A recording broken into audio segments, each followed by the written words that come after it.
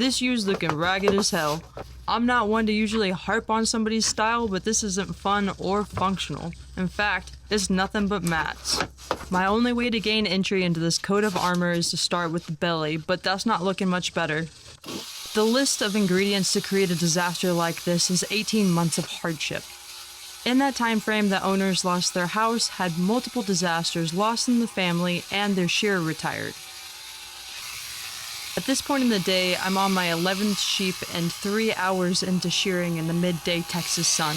Because of mats like this, I've done 11 in the same time I could have done 30, at least.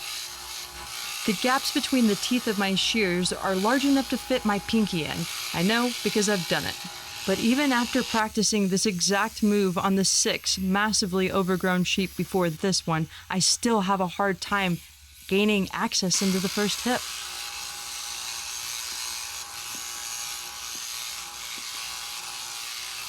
The way a matted fleece pulls on skin creates these tension wrinkles, so I'm left with no options besides leave it choppy and try to go back. Every sheep has limited patience, but my friends, there is nothing fast about shearing an overgrown sheep. Now that I've chewed through the thick matting, I'm going to exchange my wide-gapped comb for something thinner that I can feel more confident using against the skin.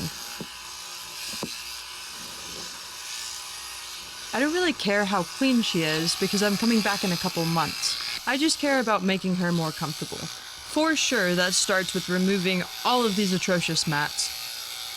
The way it pulls on her skin can only be equated to a ponytail that's forever tightening. Each mat is like a heavy clump of clay and moves with the same lack of fluidity.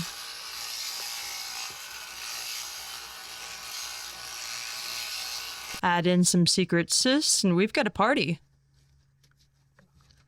Not a lot of time for pimple popping when we're trying to peel the mats to beat the heat.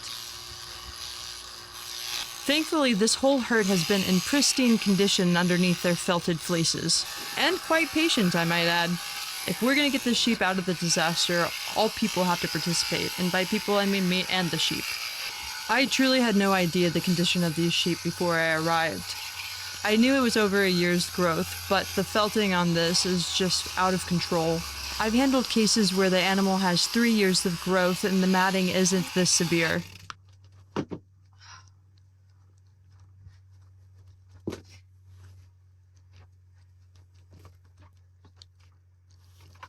This felting makes what is already labeled the hardest job in the world even tougher.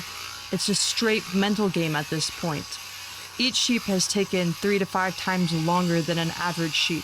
We are already 11 minutes into something that would casually take me 3. But we have to finish today. These sheep live nowhere near me and the Texas heats are rising.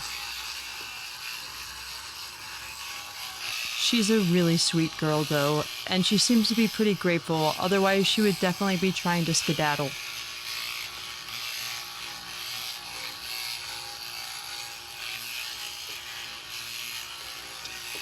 But every day comes to an end, even the hard ones, and this girl is feeling brand new.